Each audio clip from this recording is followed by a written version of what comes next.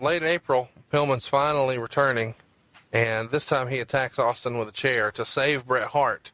And at this point, Bret's a heel, and he's running with Owen and Davey. But immediately after, Pillman realizes he may have overdone it, and it feels like a lot of start and stop with his ankle.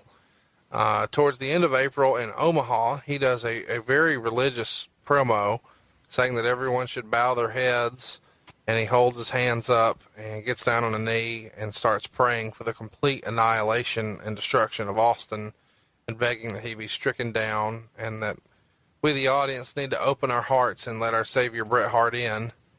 And then he brings out Davey and Owen, and, you know, they pray together, and they say they're supposed to turn the other cheek to Austin, and he puts his butt towards the screen, and Austin eventually gives chase and says, "Give your soul to the Lord or somebody, because your ass is mine." And this is one of the first times, besides Austin 316, that religious stuff had started to be played. Also a first for the WWF. I did it for 3.5 years. No, you weren't religious. You were about love. Okay. Officially, it's been mentioned that Pillman wasn't a member of the Hart Foundation, just an affiliate, because he wasn't related. Did you guys ever have any sort of conversation about that? You know, about what? About that he's not really a member and he's an affiliate? Yeah, but he was part of the family. Yeah, he was a Calgary guy, dungeon guy. Got his start there. Meltzer reports around this time that Furnace and LaFawn were originally supposed to be the ones doing the Americans Don't Understand angle that ultimately Bret wound up doing so well, where their heels on one side, faces on the other. Was that originally ever discussed from your recollection about Furnace and LaFawn? No. Once again, your rumor and innuendo is incorrect. And even with Bret, that was something that wasn't planned. That's something that just happened. And it was a phenomenon that we just went with. That's one of those deals where you get into something and you realize, wow, we got something here. Because we were running shows, obviously, in the United States and in Canada, and we're getting different reactions. So we ran with it. But it wasn't planned ahead of time. Okay, this is what we're going to do, because you read your audience. And that was one of those things that just happened. So once again, that's a situation where your wrestling journalist media tries to make up their own stories and make their the hell's that word I'm looking for? Help me out. Narrative fit the situation. Cold Day in Hell is a pay-per-view, and Undertaker and Steve Austin are the main event. And after a Stone Cold Stunner on the Undertaker, Pillman hops the guardrail and rang the bell, which caused some chaos. In the confusion, Taker hits the tombstone and steals the victory, which furthers this Austin Pillman situation. I've always wanted to ask this because I found it odd at the time, and when we're talking about it, I know people like when I say this. Who knows when we'll talk about Cold Day in Hell pay-per-view again? Vince wasn't at this pay-per-view, and I always wanted to know the scoop here. Apparently, someone named Rose passed away the night before. Who is this? That was his best friend's mom. Okay. Is this the first pay-per-view you remember Vince not being at? No. What other ones would he have missed? Do you recall any of them? He missed the King of the Ring in Baltimore when he was having his neck surgery. Maybe an In Your House here or there. Okay. In May, Pillman does a segment on Shotgun Saturday Night. At some point in there, Sunny is talking to Mankind, interviewing Mankind, and she says, "I won't bite." And Pillman immediately quips, "But she will certainly swallow," continuing his edgy loose cannon deal. This has to be a rib. In May, there is a Hart Foundation attack on Bob Holly, and in the melee, Pillman brings a squeegee to the fight. But a rib. Worked for Sid. There's a huge build-up to the match. Finally, we're going to get a payoff, man, with this Austin thing. Let's back this up now. this all started in October of 96. We're now in June of 97. And Pillman's doing a lot of promotional work locally because he's finally going to face Austin. And what a big card this will be. The main event is Bret Hart versus Shawn Michaels, the rematch from WrestleMania 12. But now, of course, as you probably remember, Bret can't work the show because he's injured his knee. So they call an audible.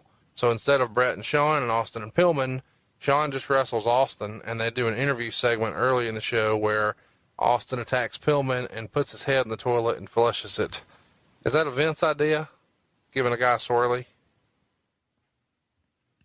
Probably either that or Austin. Might have even been Brian. I have no idea. During that match with Shawn, Austin hurts his knee. So the rematch for the next night, which was going to be Pillman Austin, since it couldn't be on pay-per-view, they said, we'll just make it the Raw main event. Well, now Austin's knee's hurt. So they can't do this big return match that Pillman's been building to, but they still want to put Pillman in the match. So he wrestles Mankind, seemingly out of nowhere. And it's a little bit of a letdown. And he eventually does get his shot at Austin on Raw. But it's a DQ because the Hart Foundation is handcuffed to the ring post. Austin stuns a ref. Owen fishes a key out of the ref's pocket. And somewhere in the melee, Pillman gets his nose busted here. It's actually broken. So, into June, WWF steals yet another idea from ECW, and Pillman attacks a fan to be written off as the announce team. And I want to ask you about this because he's written off the announce team because they think they have a deal in place for Paul Heyman to agree to participate as a color commentator for Shotgun Saturday Night. What's your recollection of that situation? Because I know you were very involved in Shotgun Saturday Night. Well, there was speculation to use Paul, but it wasn't ever really a done deal. So Paul had agreed to do it and just then decided he didn't want to do it at the last minute. I think Paul felt that would hurt, and I'm putting words in Paul's mouth. I think would have hurt his credibility with his fan base.